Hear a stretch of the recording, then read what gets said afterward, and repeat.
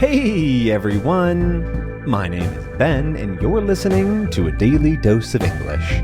This is a short, simple podcast that you can listen to every single day to improve your English. You can find the transcripts for all episodes and more on benslanguagelab.com. I'm glad you could make it today.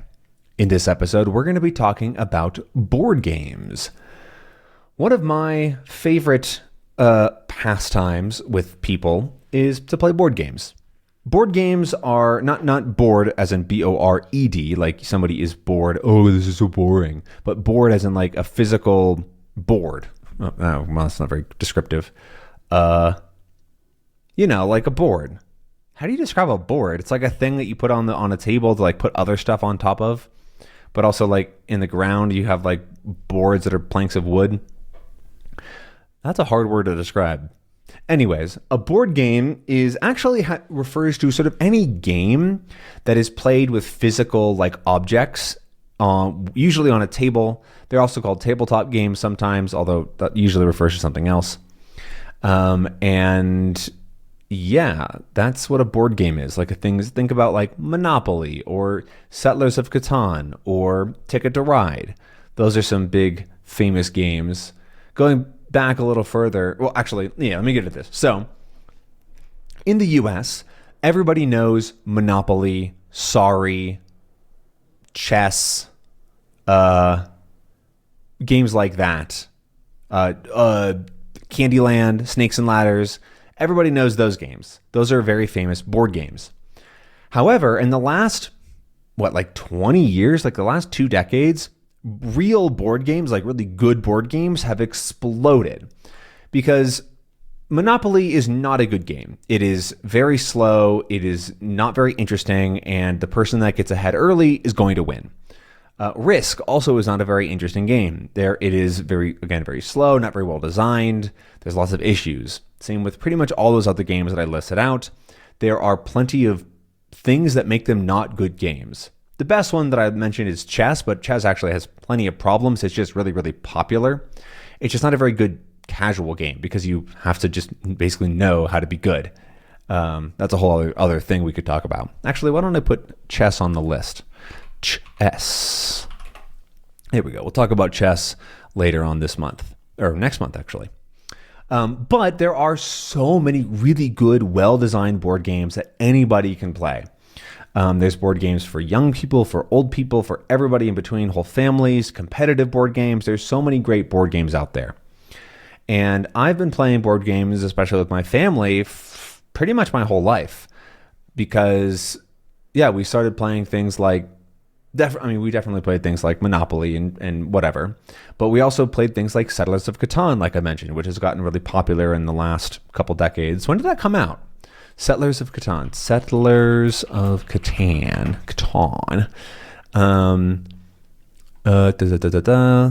When did it come out? Published in 1995. Wow, that's way older than I thought. The first edition came out in 1995.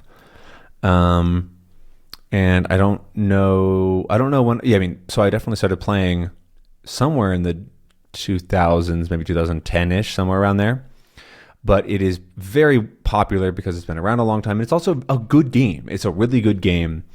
It is about strategy and negotiation and control and like making good decisions and things. It is not too difficult to understand. Pretty much everybody that I've played with has been able to understand it and get it. But it is not super easy either. There's a lot of depth in it. And I think that's a great example of a modern board game.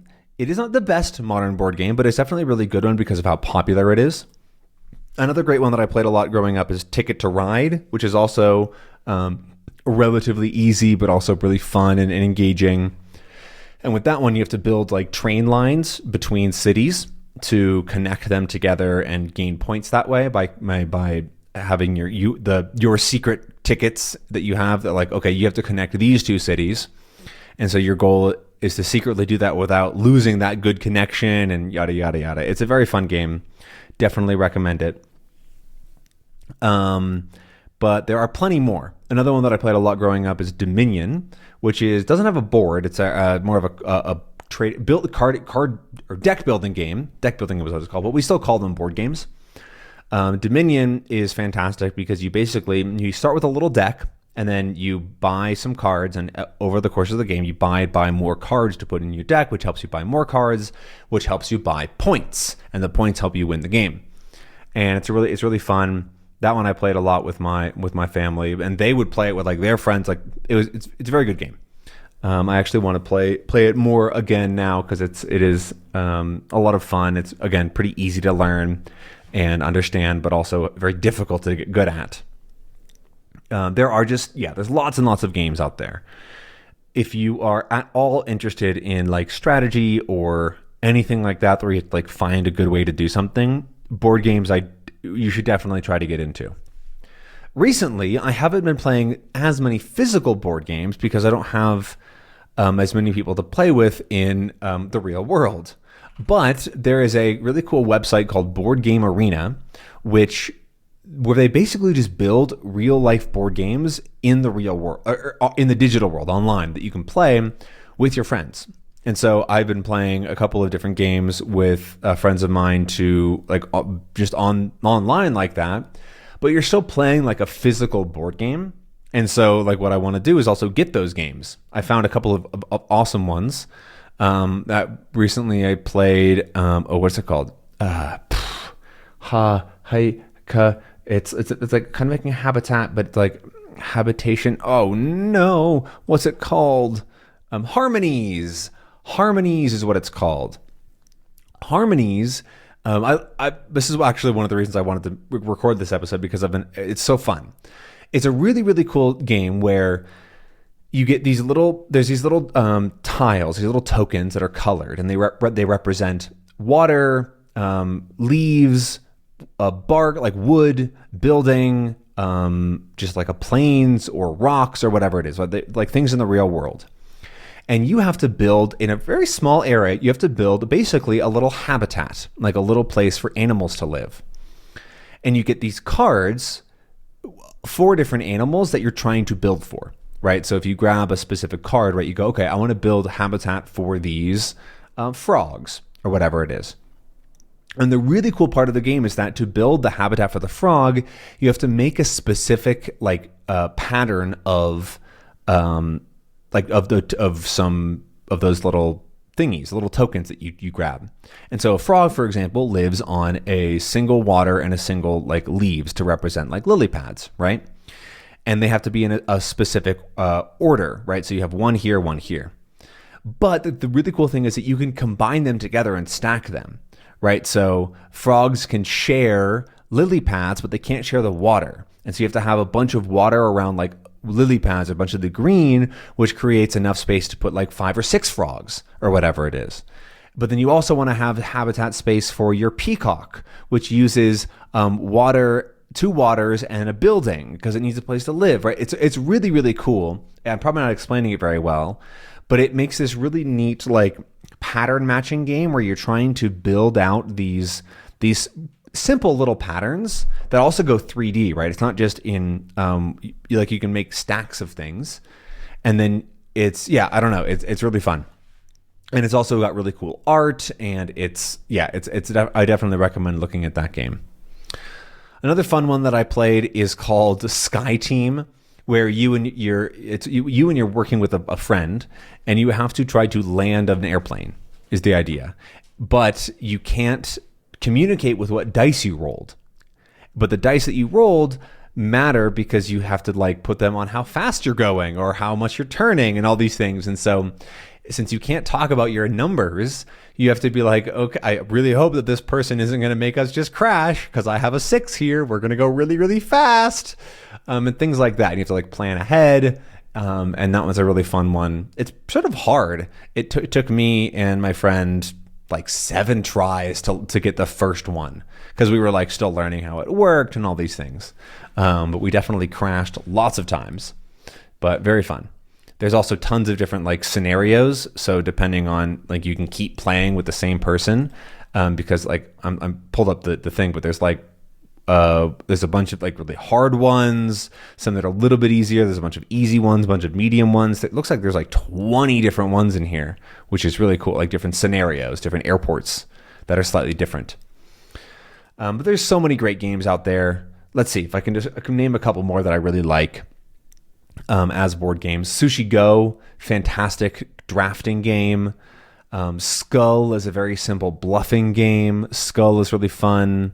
Splendor is a nice little like resource management game that I play that with my parents fairly often. Love Letter is a fantastic quick game.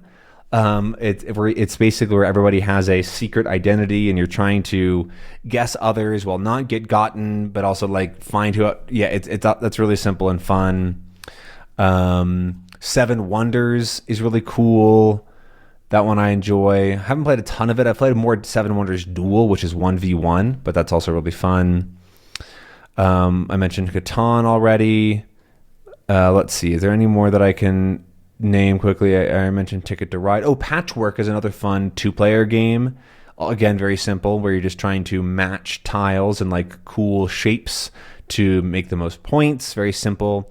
I like to play this game when I'm like hanging out with somebody and like we're just having a drink or something, because it doesn't take very much brain power, but it is fun. I also played one relatively recently, sort of called the Euro game, which is it's like Brute. No, that's not right. Industry, something like that. That was a really fun one where you have to like build up your factories to make more stuff. But yeah, terrible description, but here we are. Oh, Lost Cities is also really fun. Lost Cities is another 1v1 game where you have to, you're trying to go on like an expedition and uncover the ruins of some ancient city, whatever, a lost city, right? But your opponent is also looking for the exact same ones. And so you're sort of competing for the same cards, but in different colors. And it's like, as soon as you lay down a card, you can't go back, right? You can't go to a lower number, and you have to reach a certain number of points to get the score, or else you lose a bunch of points. There's a lot of, it's really fun. That's a great one for playing 1v1 several times in a day.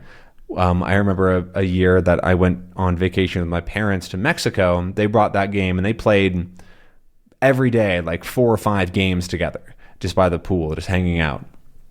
But there's just lots of really good games to play. I'm going long on this episode, but I really do like board games. There's just so much creativity as well nowadays that there's a game for everybody. Even if you don't think that you're like a gamer or anything, try to go like play some games and see what you like. There's games that take 5 hours to play. I played a game with a couple of friends who are really big gamers, really big like hardcore gamers, like board gamers, not like video gamers, called like Eclipse. I don't know. I don't remember, but it's humongous, right? You lay out this massive board. They have to get like a huge table for it. But you lay out all of these spaceships and aliens, and everybody has like their entire like race to control, and you're trying to race for control here or war. Like there's all these cool things. It's like this huge tactical simulator sort of thing. So yeah, I feel like it's called Eclipse board game, maybe. Let me see. Eclipse board game. Yeah, this looks like it's it. Yeah, that's it. This looks like a slightly older version than the one that I played. Yeah, I think I played the second edition. Yeah, that's what it is. Eclipse second edition. Yeah, here's a picture of it. If you Google Eclipse Second Dawn, you should see a thumbnail like of a video of a guy holding the game, and it's massive. You can see it's on his entire table. He's like spreading out his arms to even reach both sides of it. But that's definitely a fun, big time gamer game. I would definitely play it again. It's really complicated. It's really fun. But then there's also really simple ones that you can play in 5 minutes. I have some board games that are not even board games. That is like tiny little card games that fit into a pocket. But yeah, anyways, I'm going off script on not off script. There's no script here. I'm going off on tangents. But I really like board games, and especially if you go to a new city that's English speaking and you want to practice speaking with people, going to play board games is a great way to just meet people without having to be social because you have to talk to them in order to play the game. But yeah, that is everything from me today. I'm going to let you go. Thank you so much for being here and listening. I hope that you enjoyed. If you like board games, leave me a comment below with what your favorite game is, and I'll check it out. But that's everything for today. Have a fantastic rest of it. Bye.